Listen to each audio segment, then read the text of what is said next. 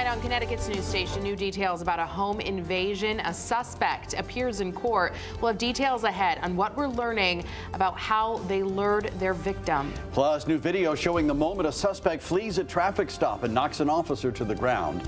We're breaking down what happened. And new funding to help expand the city of Meridan's community policing initiative. A report on how it hopes to not only combat crime, but bring neighbors together. Now at 6, this is Fox 61, Connecticut's news station. Good evening and thanks for joining us for the Fox 61 News at 6. I'm Brent Harden. And I'm Sarah Sanchez. Today we get our first look at the 5 men charged with a terrifying home invasion in Middletown. Fox 61's Matt Caron was in court as they were each arraigned on nearly 20 criminal charges. Well, not only did we get our first look at the suspects, but we also learned more about how they allegedly committed their crimes, luring their victim to the door, posing as a fake package delivery person. It can only be described as absolutely terrifying for these victims. One by one, they took the stand. Dietrich Williams, Angel Martinez, Angel Fregoso, Mikey Spites, and Jordan McNeil. The 5 men from New York and New Jersey charged with a home invasion in Middletown. These crimes were extremely serious. It happened Saturday morning here at the Wilcox Apartments on South Main Street. We learned in court the men posed as fake FedEx delivery drivers. The men knocked on the door, announced that a FedEx, and held a FedEx package up to the peephole. 3 women were inside. She tried to get the gentleman to leave the package on the porch.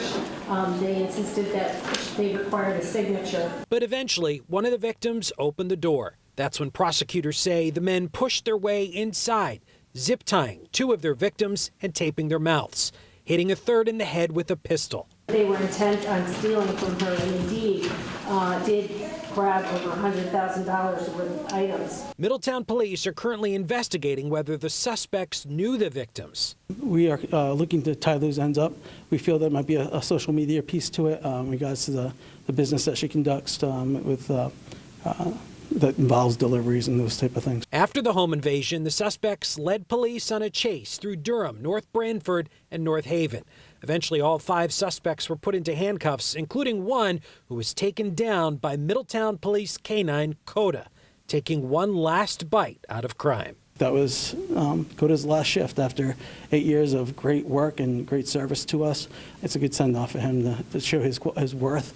The suspects, who all ranged in age from 19 to 25, also all had criminal records in other states. Their bonds ranged from $750,000 to $975,000. Middletown police are reassuring residents that this was an isolated incident. Reporting outside Middletown Superior Court, Matt Caron, Fox 61, Connecticut's news station. New video into the newsroom tonight, shedding light on a traffic stop in Rocky Hill where a police officer was injured. Police released this body cam footage of the incident. It happened December 26th. Police say they pulled over Wesley Brown on Cold Spring Road.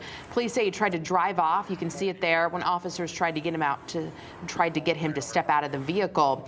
And police released this dash cam video showing the moment Brown accelerated his car and hit an officer. That officer was knocked to the ground and sustained minor injuries. The officer was treated and released from the hospital. Brown is facing a list of charges. Hartford police are investigating a shooting that injured 2 people on Franklin Avenue. It happened just before 1 this morning. Upon arriving on scene, police found a man in his 20s sitting in a car with gunshot wounds. Another victim, a 19-year-old man, walked into a hospital on his own. Right now, no word on any suspects. If you have any information about what happened, please call the police. The man accused of killing his girlfriend in New Britain appeared in court today. Police arrested 44-year-old Antoine Harris yesterday afternoon, saying he shot his girlfriend, Sabrina Finch, and 2 other people Saturday night inside an apartment on North Street. According to detectives, Harris and Finch lived at that apartment. The other victims are expected to survive. Harris is being held on a $1.8 million bond. A false alarm in Meridan. Police investigated a suspicious package that was delivered to the post office. The bomb squad was called to the post office on Center Street this afternoon. There were reports of a package in the vestibule without any labeling.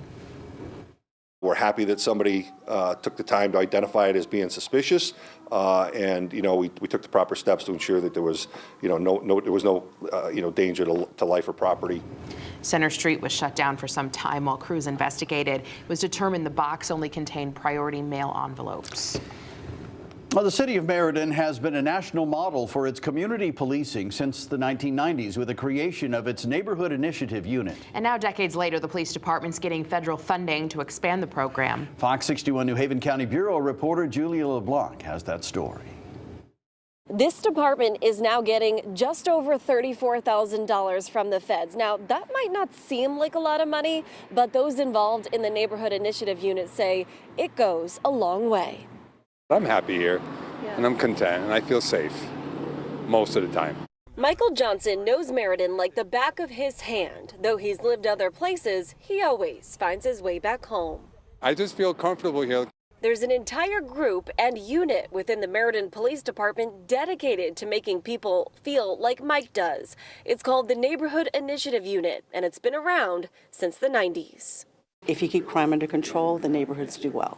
Holly Wills and her team, the Meridan Council of Neighborhoods, meets once a month with the 5 officers in the unit, focusing on issues like crime, quality of life, and neighborhood blight. A lot of times it's car break-ins, it's burglaries, it can be gang-related activities, it can be shootings, it can be a little bit of everything. Now, the unit is getting more money to work on those problems. And lately, Deputy Chief Jerry Sully says car break-ins have been carrying the burden of crime throughout the city. It's not unheard of for us to get anywhere from 20, 30, 40, 50 cars broken into, and gone are the days where if it's not unlocked, they don't get into it. They'll smash the window and they'll go into the car. When the trend spikes in certain neighborhoods, the unit will turn its attention there And try to either deter it or, if we can, apprehend them. But it's not just about cutting down on crime. The officers are also proactive. Community policing is about bridging that gap between the community and the police department. A team effort which, in the face of limited resources and staffing shortages, works every day to keep the community safe. Meridan is a great place to live. It's a great place to raise your kids, but we need everybody working together as a team. Now, where exactly is this money going? Well, the mayor says it may go toward reacting to the latest criminal trends seen throughout the city. Now, the unit will respond to even the smallest things like broken windows or abandoned cars to try to keep up with those quality of life issues throughout Meridan. We are in Meridan. Julia LeBlanc, Fox 61, Connecticut's news station. Julia, thank you. Police are asking for your help identifying 2 ATV riders who tore up school athletic fields in Plainville. Surveillance cameras captured images of the 2 riders on New Year's Eve, one on a green camo ATV, the other on an orange and white ATV. Police say the damage is significant, impacting fields at the middle school and at Toffelon Elementary just across the street. And Police Captain Nicholas Mullins tells us these kinds of vehicles aren't even street legal. Surveillance is always important. Obviously, the schools have them, and that's what we're using. The quality is decent. These 2 people had helmets on. They were fully covered, so it gives us some value. We're hoping somebody recognizes maybe the ATVs themselves. Now, police say the riders could be teenagers or even younger. They haven't gotten any tips so far, but if you have any information, you are asked to contact authorities. Waterbury fire crews are still investigating a fire that damaged 2 homes. Check out this video. A neighbor caught the flames at the Crown Street home last night. Crews say the heat of the flames was so intense the siding on the buildings began to melt. Fox 61 captured. We're told no one was living in one of the buildings. You can see it here. The other was unoccupied, under renovation. No injuries were reported. Look at that damage. Turning to the weather now. Chilly out there today, but oh, we like that sunshine. But sunny, yeah, that's the important part. Chief Meteorologist Rachel Frank joining us now. Rach? Yeah, and I think tomorrow will be another relatively bright day. We might see a few additional clouds than we had out there today, but I'm saying relatively because from what we were dealing with for the last couple of weeks, it is a big winter. 38 degrees right now in the Hartford area. Temperatures are closer to the 40-degree mark, though, for some along the shoreline like New Haven. But what whoa, look at Groton dipping back into the low 30s already. So temperatures are falling fast out there with clear skies overhead. And we're looking at overnight lows that'll dip back into the 20s as we head towards daybreak tomorrow. And tomorrow we will start the day off again with a few clouds, but I do think we break for developing sunshine midday into the afternoon. And it's actually a few degrees warmer tomorrow than it was outside today, with highs climbing into the middle 40s, and we stay dry. So it's another nice day. We've kind of been on cruise control since we started 2024. There is a chance for a flurry or a light snow shower in spots heading into Thursday, especially in the morning, but we're not expecting much and certainly no impact out of this. Following the front that will bring that chance for a flurry, though, is going to be some colder air for Friday into this upcoming weekend, and that could set the stage for our first accumulating snow of the season, kind of widespread. We're going to talk more about that potential winter weather on the way. Your full forecast coming up in just a bit, guys. All right, Rachel, thank you. Well, Hartford police arrested a wrong-way driver who was allegedly driving under the influence.